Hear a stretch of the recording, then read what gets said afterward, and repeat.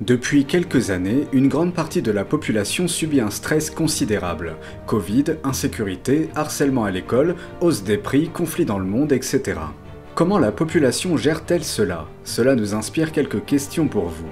Avez-vous une discipline de vie, une habitude qui vous aide à gérer le stress? Quelle est la conviction qui vous aide le plus à avancer? Avez-vous un message à adresser à ceux qui n'ont plus le moral?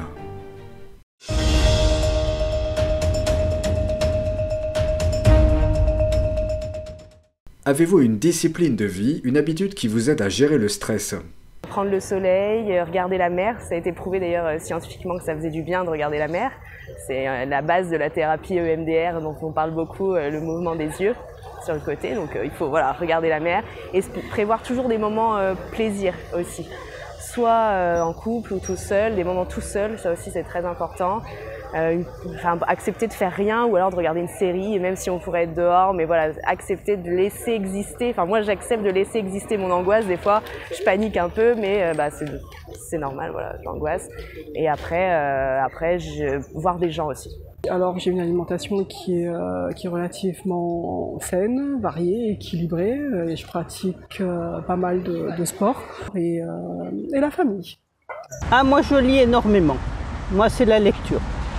La lecture, ça m'apporte, on voit le monde, c'est un restant chez soi, voilà. La lecture, beaucoup de sujets, d'actualité ou autres, voilà. La lecture, pour moi, c'est un moyen d'évasion. J'ai une discipline de vie, donc c'est le sport. Bon, plusieurs personnes de ma famille pensent que je suis addict, mais à force du temps, j'aime cette discipline. Moi, c'est plus tout ce qui est marche, course, et je vais nager aussi à la datcha, on va dire au gosier. Je fais de la marche justement avec mes enfants et du yoga, une fois par semaine. Honnêtement, j'ai pas le temps de faire du sport ni de la méditation. Moi, ma priorité, c'est ma famille. Et mon travail, puisque j'aime ce que je fais, que je me lève tous les matins avec le sourire et m'occuper de mes clients. Moi, c'est vrai que je fais beaucoup de sport, alors, notamment après, j'en faisais déjà un peu avant, mais pendant le Covid, j'ai eu beaucoup de télétravail et je continue beaucoup à faire du télétravail. Donc je suis quand même enfermé à pas voir grand monde la journée, donc j'ai vraiment besoin de m'évader. Le Covid, ça a été horrible pour moi. Comme je l'ai dit en plus avant, je travaille un peu dans l'industrie pharmaceutique, donc là où pas mal de gens ont eu une baisse d'activité, pour moi ça a été beaucoup plus d'activité. D'où j'ai pris un congé sabbatique en fait l'année dernière pour justement prendre un peu du recul et sortir de ces 2 années qui ont été assez intenses. Le bien-être par le sport. Le problème il est toujours là, mais il est moins impacté. Ainsi ça nous permet de voir plus clair. Avec mes enfants, régulièrement je vais à la plage, je n'hésite pas, même si c'est donc de suite après l'école. Au lieu de rentrer directement à la maison, on fait toujours une halte, que ce soit dans une aire de jeu ou à la plage.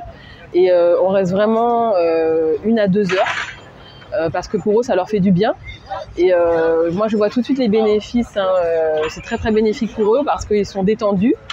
Et puis, tout se passe bien quand on rentre. Et surtout, ils ont un sommeil vraiment réparateur. Quelle est la conviction qui vous aide le plus à avancer?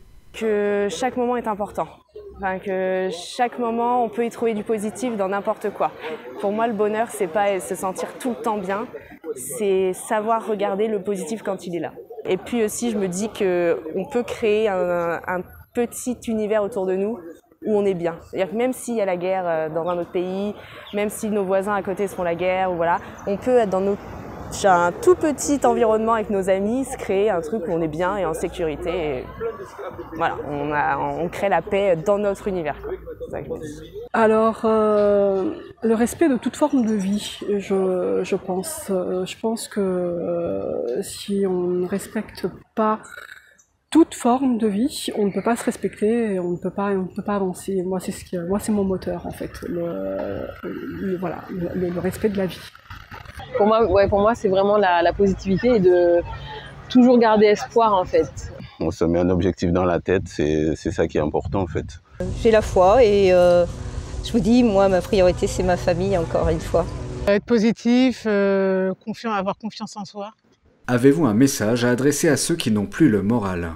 Justement, il faut croire en soi, il ne faut pas toujours écouter les autres. Éviter aussi d'aller trop sur les réseaux sociaux et écouter les blabla n'importe comment, c'est ce que font les jeunes maintenant. Il faut croire en soi. Je dirais déjà d'essayer de l'identifier, parce que c'est pas forcément parce qu'il y a plein de choses stressantes que tout nous stresse. Peut-être que certains sont pas du tout stressés de l'écologie par exemple. Peut-être, même si c'est un sujet de société, de toute façon on peut pas stresser pour tout parce qu'on déborde sinon. Donc d'identifier ce qui stresse et de lui laisser un peu de place, pas de l'ignorer complètement, mais choisir à quel moment on y pense en fait.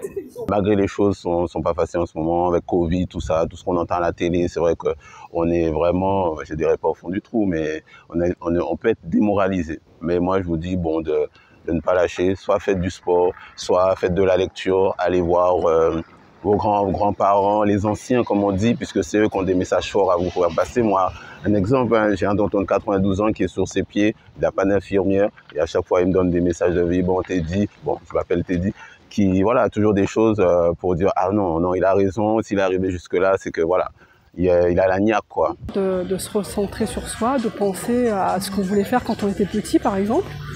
Et savoir en fait si ça colle aux rêves qu'on a pu avoir et puis peut-être redonner de la valeur à la famille, redonner de la valeur aux personnes qui nous entourent et qui nous font du bien et simplement éviter de penser à nous polluer, éviter de se polluer avec les choses qui nous font du mal, savoir identifier ces choses-là et puis pour simplement les écarter. Voilà. Essayer de reconnecter à la nature, aux amis, à la famille. Enfin, faut surtout pas, je pense que le gros piège, c'est de se refermer sur soi-même aussi. Commencez par faire 1 heure, 2 heures, 3 heures dans une asso. C'est un truc simple. Et après, on va ressentir, on va voir les choses autrement. Et ça, c'est le bien-être par le sport. Ok. Et les enfants sont bénéficiaires. Là, c'est très bien. Je pense qu'il y a beaucoup de personnes qui n'ont pas le moral à l'heure actuelle avec tout ce qui se passe, que ce soit en dehors de nos frontières ou même en France. Et le message à faire passer, c'est profiter de chaque moment, d'un petit rayon de soleil, d'un sourire et se dire que demain, ça sera mieux. Il faut espérer, voilà. Voilà, ne pas s'isoler parce que des fois, quand on tombe dans la dépression, on a les idées un peu sombres, eh bien, on a envie de se couper. Justement, souvent, les gens me disent « Ah, maman, Lily, tu sais, tu m'entends pas parce que je me coupe. » Je dis non. Même si tu es fatigué, même si c'est vrai, prends un petit temps pour toi pour méditer. Voilà, c'est bien, c'est important pour réfléchir. Mais surtout, ne te coupe pas totalement. Reviens, voilà, refais des activités, discute à nouveau, viens, on fait des sorties, bien, joins-toi à nous, tu vois, même pour passer un petit moment. Voilà, même si c'est 1 heure, mais c'est 1 heure qui fait du bien et ça permet de revenir dans une bonne dynamique. Croire en soi et aimer les siens. Eh ben, de tenir bon, de s'accrocher aux moindres formes positives, enfin, même si c'est, comme j'ai dit, 5 minutes de rigolade avec un ami, une amie, d'aller marcher, d'aller prendre du bon temps, il suffit d'un petit truc quoi, pour garder le moral.